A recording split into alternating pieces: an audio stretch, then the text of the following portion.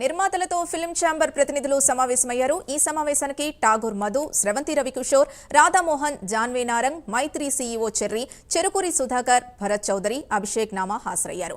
నిర్మాతలతో చర్చల తర్వాత ఫెడరేషన్ నాయకులతో ఫిల్మ్ ఛాంబర్ చర్చలు జరపనున్నారు. నేడు ఈ సమస్యకు ఎండ్ కార్డు పడే అవకాశం కనిపిస్తోంది.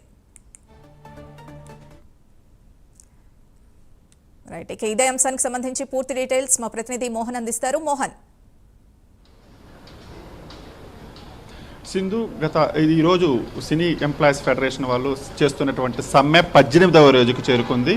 నిజానికి ఈ నిన్నటితోనే శుభం కార్డు పడుతుందని చెప్పేసి ఫెడరేషన్ నాయకులు మొన్నటి మీటింగ్లో చెప్పారు. కానీ నిన్న కొన్ని నాటకీయ పరిణామాలు చోటు చేసుకోవడంతో నిన్న ఎటువంటి మీటింగ్లు జరగలేదు. అంటే ఫిలిం ఛాంబర్ వచ్చేసి ఇటు నిర్మాతలతోనూ అటు ఫెడరేషన్ నాయకులతో చర్చలు జరిపేసి ఒక ఎండ్ కార్డు ఇస్తాము, అంటే ఈ సమ్మెను ఇప్పటితో ముగిద్దాం అనుకున్నారు. కానీ ఎప్పుడైతే తెలంగాణ ప్రభుత్వం అంటే సీఎం రేవంత్ రెడ్డి గారు ఈ సమ్మెని అంటే వీలైనంత త్వరగా కంప్లీట్ చేయాలి, ఉన్నతాధికారులతో మాట్లాడమని చెప్పేసి, అంటే ఉన్నతాధికారులని ఫెడరేషన్ నాయకులతో మాట్లాడమని చెప్పేసి ఎప్పుడైతే ప్రత్యేకంగా ఆదేశాలు జారీ చేశారో వాళ్ళు మధ్యలో ఈ ఫెడరేషన్ నాయకులతో మాట్లాడడం ఇట్లాంటి కొన్ని పరిణామాలు చోటు చేసుకోవడంతో అంటే నిన్నటి జరగాల్సినటువంటి మీటింగ్ ఏదైతే నిర్మాతలతో అలాగే ఫెడరేషన్ ఫెడరేషన్ ప్రతినిధులతో ఛాంబర్ చేయాల్సినటువంటి చర్చలు అనేటివి వాయిదా పడ్డాయి.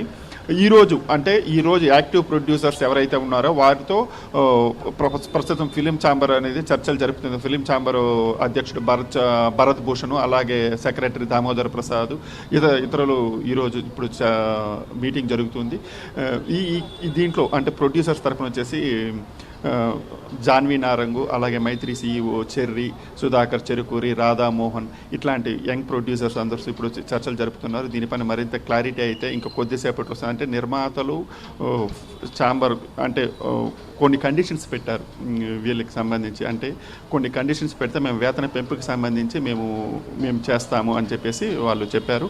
దానికి సంబంధించి మాట్లాడాలి కాబట్టి దానికి సంబంధించినటువంటి చర్చలు అయితే ప్రస్తుతం లోపల జరుగుతున్నాయి. సింధు, దీనిపైన మరింత క్లారిటీ అయితే ఇంకో ఒక 1 అవర్ 1.5 అవర్లో అయితే వస్తుంది. మరి నిర్మాతలు పెట్టిన కండిషన్స్ వచ్చి మెయిన్గా 4 కండిషన్స్. 2 కండిషన్స్, ఒకటి సెకండ్ సండే డబుల్ పేమెంటు, అలాగే గవర్నమెంట్ హాలిడేస్కి తప్ప మిగతా అన్ని సండేస్కి రిమైనింగ్ హాలిడేస్కి మేమంతా సింగిల్ పేమెంట్ చేస్తామని చెప్పేసి ప్రొడ్యూసర్స్ చెప్పారు.